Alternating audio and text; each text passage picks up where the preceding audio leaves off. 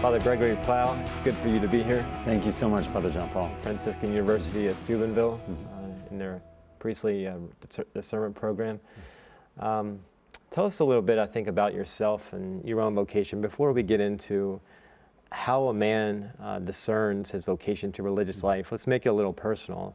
How did you, Father Gregory, discern your own vocation, in a nutshell, really quickly? Sure, yeah, well, I'm a product of both private, Catholic, and public schools. And when I was in college, which was a big public state school in my home state, I started thinking and praying about what I wanted to do with the rest of my life, about halfway through college. I wasn't sure. And I figured if I wanted to do something for the rest of my life, I wanted to be consistent with whatever God wanted me to do. And so I opened up my mind and my heart to the many different options that the Lord has put before me. And through about a 4-year-long process of prayer and spiritual direction and so on, I felt the call to be a Franciscan priest in the Third Order Regular. And, and I taught for a couple years of high school math as well as part of that 4-year discernment process. I hear you're good at math. That was my major.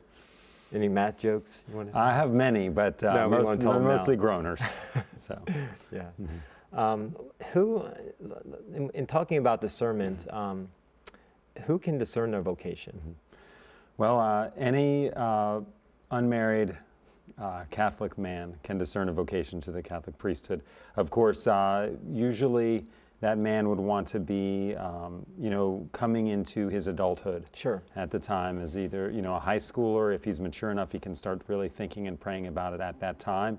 But usually around college age or maybe a little bit after college. And why would someone want to? I mean, why sell me here? Yeah. Why would a young guy, when you present this to young men, when you go in, why would they want to discern a vocation? Right. Why would you see that as something important? Well, now that I've been a priest for over 9 years, I can say, why would someone not want to at least give it consideration? Sure.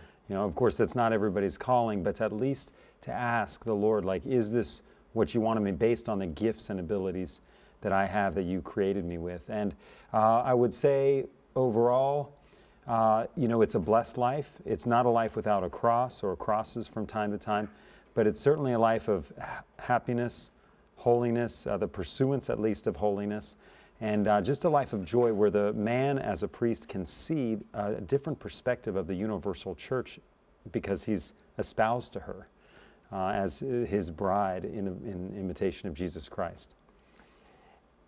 Anything about being a priest that you want to share with people? Why you particularly like being a priest? Yes. Well, I would start with the sacraments. I mean, the sacraments, as we know, especially the Eucharist, is the source and summit of our faith. And what better thing to do in the spiritual life than for a priest to offer the Mass for the people of God, to be able to hear confessions and offer absolution for those people who want to return to the Lord in that sacramental way. I mean, just having that gives me so much joy in my vocation. I absolutely love that. So it's a life for others. It really is a life of service. If one goes into the priesthood thinking that this is a life for me, then it's sort of a backwards kind of view of what Jesus instituted when he started the priesthood. It is a life of service to God, the church, and all of God's people. Do you see a change when in dealing with guys when they first go into it?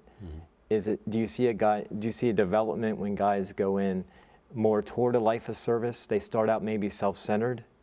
Well, how is this going to make me happy? But when they go through it, they realize, well, this isn't about me. It's about serving the Lord. Do you see that? I do see in the process of human maturation, as one grows more into their perceived calling of the priesthood, I do see an increase in humility in that man. Because the closer he gets to the priesthood through his discernment process, the more he realizes how unworthy he is.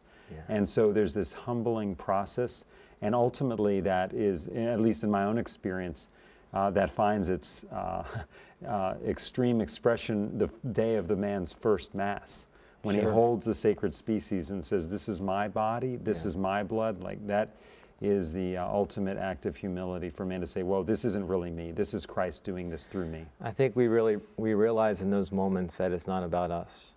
You know, that it's all about God. And That's right. you know, I should mention that we're in the presence of a very unique relic today, the relic of St. John Marie Vianney, a piece of his heart.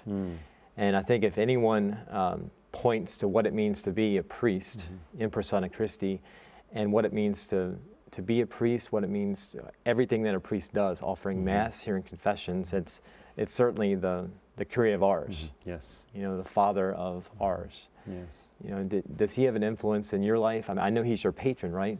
He's the patron saint of the priestly discernment program, which is my main ministry. But I can say that it was an honor to see this relic today and to venerate it, because, you know, I remember soon after I was ordained a priest, then Pope Benedict XVI had named a year for priests. Yes. And in which we studied and learned more about that sacred vocation. And I remember at that time he declared that St. John Vianney was the patron of all priests. He used to be the patron of parish priests. Yes. And I'm not a parish priest, but I'm a religious priest. And when he said that, I was like, yes, yeah.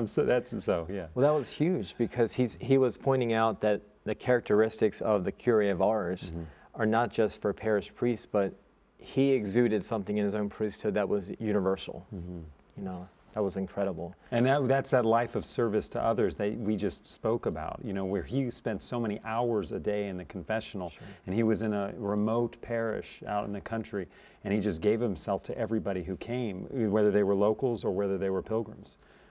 Okay. Well, our next segment, Father Gregory, will talk about the program for discernment. More with Father Gregory Plow after the break.